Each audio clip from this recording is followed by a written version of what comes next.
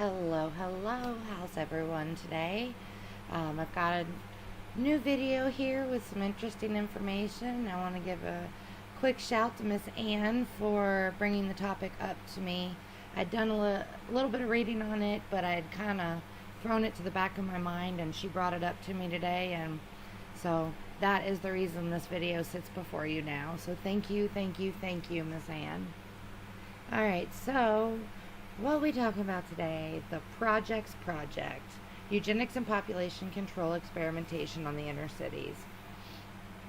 This is something that is just crazy, and there's a lot of information, a lot of stuff, but I'm going to try to keep it as brief and condensed as possible. So, in order to know where you're going, you have to know where you've been. And I'm going to start with a little bit of history on the ghetto, slum, inner city, whatever it is you want to call it, so you can see how it got to this. Between 1914 and 1950, there was what they called the Great Migration. It was over 1 million African Americans that moved from the rural South to northern cities in search of better opportunities, jobs, better housing, just a better way of life altogether than the racial bias they were facing in the South.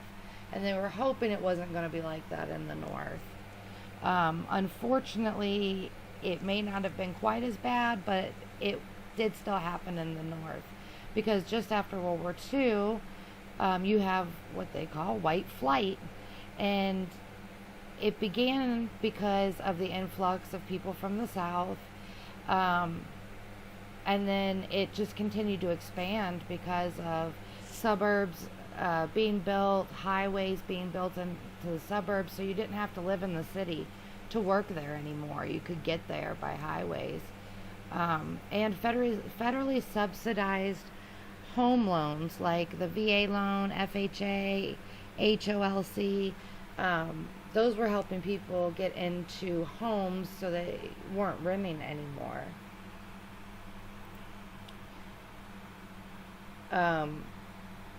Another thing that happened around that time, was booming around that time, was an emergence of European immigrants. And what happened was they would come over and they would be possibly a little more skilled or maybe just a little more favored. So at this time you kind of have the hierarchy of your white guy, then your European guy, and then your African American guy. So all of the good paying jobs and that were taken up by the European immigrants and the white people that had previously held them before the migration. In 67 to 68, there were factories that just closed like crazy, which then pushed black people into service industry jobs and labor, basically just like hard labor jobs and that. And because of the European emergence and the economic restructuring, it created a bigger economic divide between the haves and have-nots. And you can see today that is still growing, and that gap is getting wider and wider and wider. But this was kind of a jump off for it. And the economic divide was also a racial divide. So you still see that today, like I said, especially with the haves and have-nots now, that the haves have more than they've ever had, and the have-nots have less than they've ever had. It's really sad. The Housing Act of 1965 created HUD, which is the Department of Housing and Urban Development. Sounds like a really good idea. Low-income housing and rent subsidies in the way of vouchers, and things that based on a percentage of your income, and it would give you a chance to be able to rent a place without, having to spend all your money on that, so you don't have money for food or anything. But what they found that happened was this gentleman with the last name Holloway, in 1998 did a study on the ghettos or the inner cities of the United States and took a pretty good sample, and he said he seems to see the same thing over and over, that these low-income housing and rent subsidies and things like that were bringing together impoverished people, which grows the poverty level of the area. So you are just basically setting people up to fail. It's kind of like a vicious cycle. You know, you're born into that, and then you go into that as an adult, and that cycle just continues, and it doesn't allow for people to progress. American public housing, poverty begets poverty, and it's true. That's mostly what he found. And now we're going to look at some of the agencies or councils or entities, let's call them, that had a lot to do with these experiments in eugenics and birth control. The Population Council was founded by J.D. Rockefeller III. Go figure.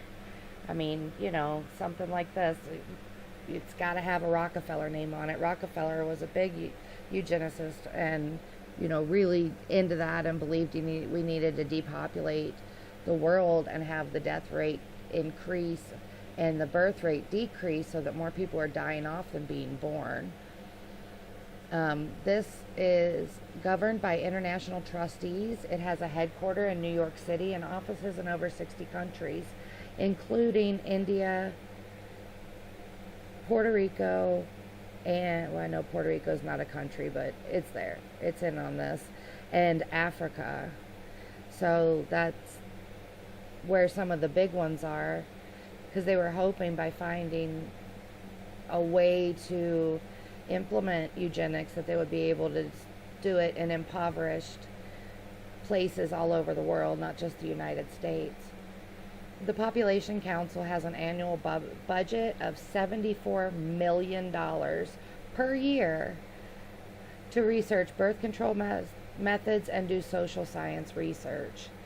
It was expanded in 1963 to cover population control and eugenics. So basically, this Population Council was set up to do studies and try to do studies in the inner cities and try to see what they could do to control the population. The social science research, they basically used Chicago as a big guinea pig. This Bogue, I'm not sure if I'm pronouncing that right, but Bogue and Palmore, they were hired by the Population Council to set up Chicago as a lab experiment to increase birth control. Bogue famously compared the rate at which black people were having babies, as he put it, crude birth rate to rural South India and Africa. And it was just kind of crazy that they were finding that people that were on welfare were having more children because it increases the welfare, but it doesn't help them get out of poverty at all. So that's also just a big vicious cycle. What they did, though, was they tried to indoctrinate the masses.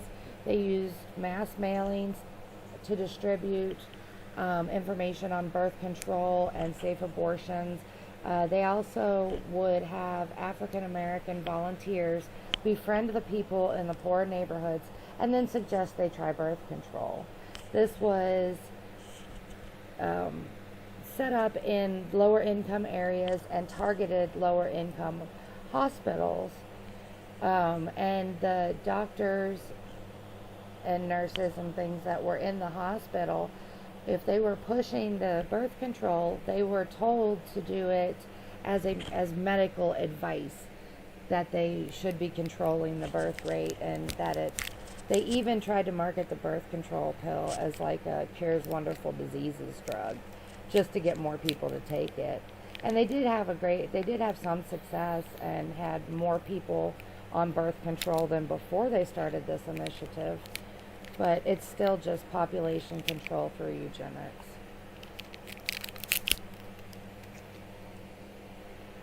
Society for Biodemography and Social Biology. Say that 5 times fast.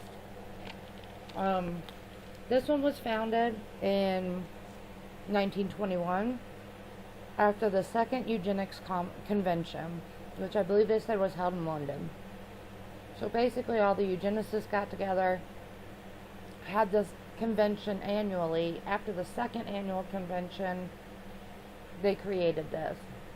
And it was started to promote racial betterment. However, it didn't say what race they were trying to better, although I think we have an idea. And also eugenic health and genetic education. It changes focus to genetics, population control, and later added medical genetics. These 5 people here are the original founders of this society, and I'm sorry, I'm looking at my notes here. Mr. Madison Grant there was a lawyer, a eugenicist, and a conservationist. So he was all about saving animals, but not people. A little irony there for you. And then Harry H. Laughlin, was a eugenicist and a high school teacher and principal. So you had a very devout eugenicist teaching children in high school and then being the principal, which is kind of crazy. Irving Fisher was an economist and statistician and inventor, and he was a progressive social campaigner. He was co-founder of Life Extension Institute, which was started to prolong human life through hygiene and disease prevention. Henry Fairfield Osborn was a geologist, a paleontologist, a eugenicist, and president of the American Natural History Museum. He developed an evolutionary theory known as Dawn-Man theory, D-A-W-N-M-A-N theory. And Mr. Henry Crampton was an evolutionary biologist, a malacologist, and he studied land snails. He was also the professor of zoology at Columbia and Barnard College. The reason I kind of went through just a brief rundown of who these guys were is because so you could see these were well-educated, very intelligent people that were doing this. This wasn't just something that was slapped together. This was well thought out, well planned. Compulsory sterilization. This is where it gets to some craziness. We're going to go backwards a little bit. In 1927, there was a law that allowed sterilization of people with birth defects or mental retardation or anything like that. But it had a very loose definition of who could be forced to be sterilized. So there was a lawsuit, Buck versus Bell, and they had the Supreme Court rule to uphold the sterilization practices in Virginia. And then many other states followed suit after that because it set a precedent that was okay. And then various people, mostly low-income mothers, were threatened with the cessation of food stamps and welfare if they didn't have the sterilization procedure. So they were pretty much forced into this because they couldn't live without the food stamps, and even if they were working, the cost of things were just too high for them, and so they didn't want them having more children to generate more income or food stamps. So this was what they proposed. By 1974, over 200,000 people had undergone forced sterilization. Let that sink in for a second. 200,000 people were forced to be sterilized because they were considered undesirables. Absolutely crazy. And here's some information on Buck versus Bell. You can read it, pause and read it if you like. I'm not going to read it all out, but yeah, here it says more than 8,000 Virginians were sterilized after that. lawsuit. And then there's the Eugenics board. Eugenics reemerges. The support for the eugenics program declined during and after World War II because it just seems so similar to the Nazi practices with the Jews. With Jewish people having them sterilized so they couldn't create more Jewish people. This was kind of the same, fell in the same vein. So there was a little bit of American outcry on it, and they kind of lost a lot of support in that.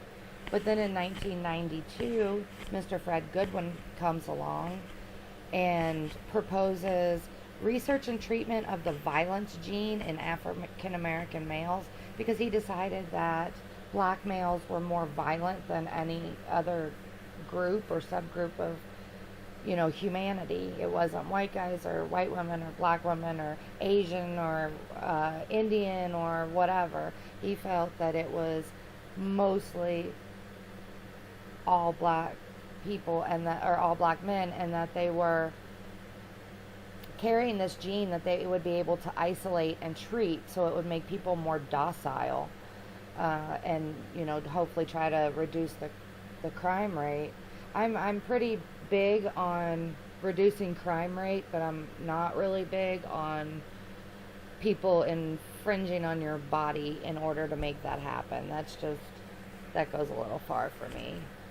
And that's the end of my slideshow. I hope everybody enjoyed. And again, thank you, Miss Ann. From me to you all, love and light.